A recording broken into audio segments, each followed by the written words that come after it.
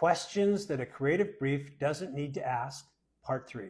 Hi, this is Howard Eibach, and welcome to Brief Bites. Every creative brief that I've ever seen asks a whole slew of questions, but there are only a small number that creatives really need to know the answers to in order to do their jobs. Now, the other ones are going to get asked anyway, and what I suggest is you kind of divide the brief in half. Put the key questions that the creatives need to know the answers to the most on page 1, and put these other questions on page 2, and try to keep the brief no more than a page and a half.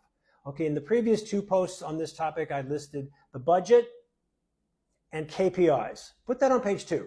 Here's a third question that you can put on page 2.